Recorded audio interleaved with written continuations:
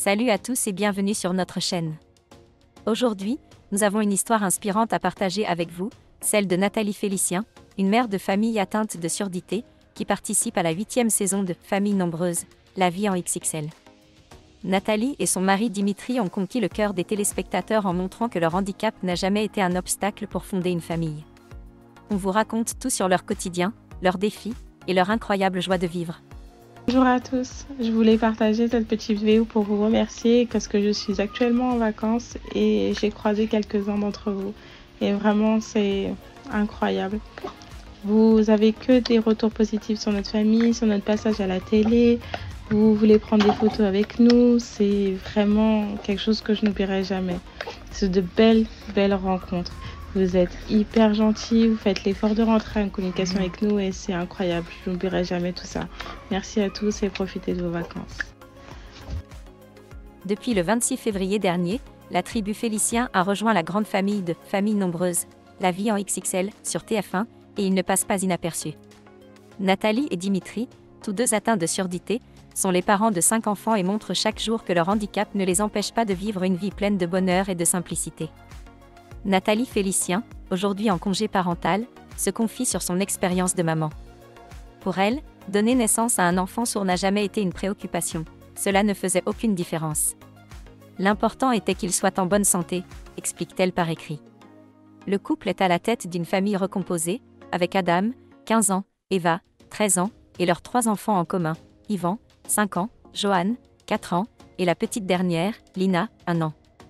Tous les enfants sont entendants, mais la surdité des parents n'a jamais été un obstacle dans leur quotidien. Leur quotidien, capté par les caméras de TF1, ressemble à celui de n'importe quelle autre famille de l'émission.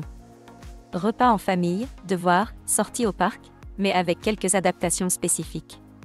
Par exemple, le couple utilise un babyphone vibrant pour surveiller les pleurs de leur bébé, une solution ingénieuse pour pallier leur surdité. Pour les sourds, les vibrations sont très utiles, note Dimitri dans l'émission.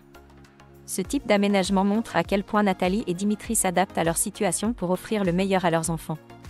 La production de Famille nombreuse, la vie en XXL a été conquise par cette famille exceptionnelle, qui respire la joie de vivre et qui défie les stéréotypes liés au handicap.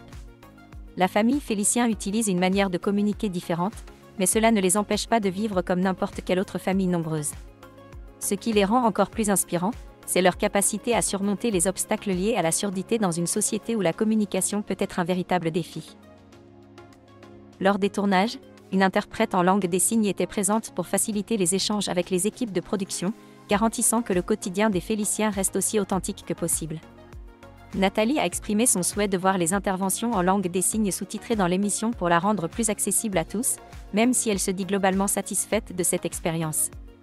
Nathalie Félicien espère que leur participation à l'émission pourra montrer à d'autres familles que la surdité ne les empêche en rien de vivre pleinement leur rôle de parents.